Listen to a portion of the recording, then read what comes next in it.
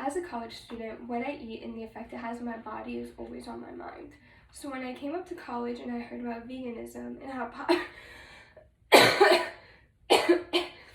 popular it is up here, I really started thinking about what it is that makes people turn into vegan versus just being a normal vegetarian, or even what makes people turn into a vegetarian. I'd like to start off by saying that my bias is that meat has always freaked me out. The thought of it, the thought that it used to be an animal roaming around, blood pumping and muscles moving, has always been something that was on my mind every time I ate a sandwich or watched my stepdad eat that super rare bloody steak at night. And it wasn't until I saw a video about how mistreated animals were in factory farms and the amount of waste that comes out of producing even 1 pound of meat did I really start taking veganism seriously. Now, speaking of which, I'd like you to think about baby chickens. We've all seen them, super cute. Now think about just hundreds of them on a conveyor belt going by, and a person picking them up, seeing if it was male and if it was female. And if it was male, they just get tossed right into a meat grinder, alive and everything. Now I'd like you to think about all those cute little farm animals that you used to go petting when you were a kid, that little teacup cow, the pigs, and chicken.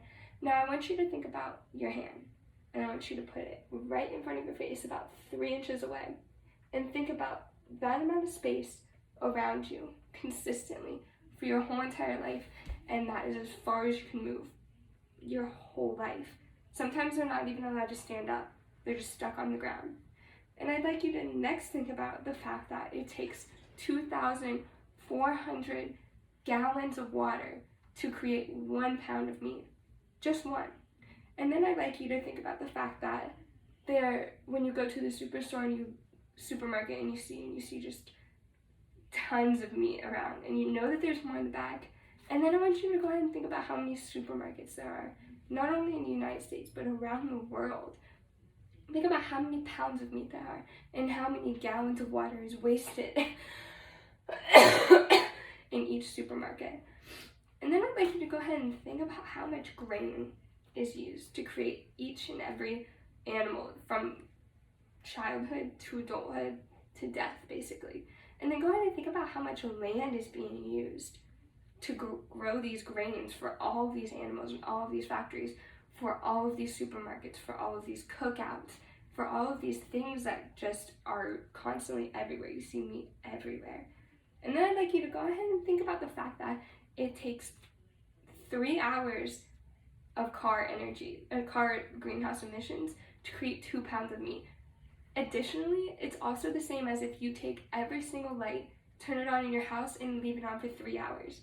That's how much energy is used to create just 2 pounds of meat. Go ahead and think about how big 1 cow is, and how much meat is on that 1 cow, and how many pounds, and how much water, and how much land, and all these resources that are being used up, and all this greenhouse gas emission that's being put into the air. It really starts to put things into perspective, wouldn't you think?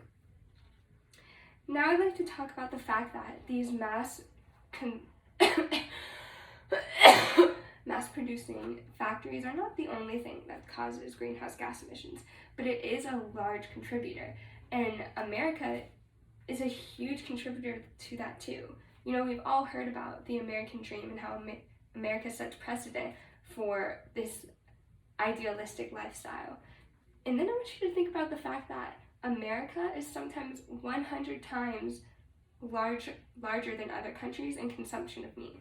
Now, if all of these other countries that look up to America adopt this just gargantuan amount of meat that we consume, then the earth is only going to deplete more, and then it's just going to get worse, and then there's going to be less land for wild animals, and everything's just going to kind of go downhill.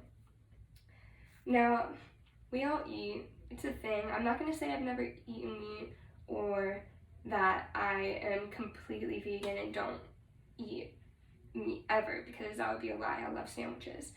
But is having meat and dairy every single day really something that's a necessity to our diet and our well-being and our eating, especially when it depletes so much of the environment? Now, a way to help this, like I said, is adopting this veganistic lifestyle. And if you don't know what veganism is, I'd like to say that it's just not eating meat or any animal byproducts like eggs, dairy, and cheese, which is what makes it different from vegetarianism. And there's a lot of really great substitutes for meat that we can use now, and I think that we should start looking at the perspective of more mass production of these meats, because it's only going to help the earth to plant more meat substitutes like carrots and mushrooms and things like that. And especially with all of the inventions of Beyond Meat and all of these cheese substitutes, and everybody's getting really creative, it's never been easier or tastier to become vegan. And if that just sounds like the worst possible thing, like not your jam, you are not taking away my meat, not gonna happen, that's fine. Understandable, it's not for everybody. Would it help? Yes. But there are ways around this, like pork, for example, only counts for about 10% of the mass production greenhouse gas emissions, because pigs eat waste. So food waste, you can just use that to feed them. So you're not planting grains, doing all these things that's just going to hurt the environment. Pigs, they'll eat anything. It's really great. So if we just start eating pork and these meat substitutes, or just doing free range and eating local and small, it really helps. Now, also, we have to think about rising populations and how that is going to be affected, because our populations are only rising, and meeting the meat needs or food needs of these rising populations is only going to get harder, which means that we're only going to have to make more meat and have more mass productions of meat, and that's only going to cause more and more depletion of the environment and cause things to get worse. Water pollution, air pollution, all these other things. Now, all this information I got from really great sources like PETA, the Times Magazine, and Harvard, and they all agree that adopting a vegetarian and veganistic lifestyle is only going to help your body, nourish the earth, nourish your body, and really has no bad side effects. So there's really no reason to say that we need meat or we need dairy, because we don't. They've done tests. We just really don't need it. And if all of these facts and scenarios and images don't make you think about veganism or vegetarianism more seriously, or it's just not enough information for you, there are tons of organizations and documentaries and sources that you can look at. Some of these documentaries that are very popular are What the Health and Super Size Me and all those other things. So if you like to help the environment, I would say look into veganistic diets.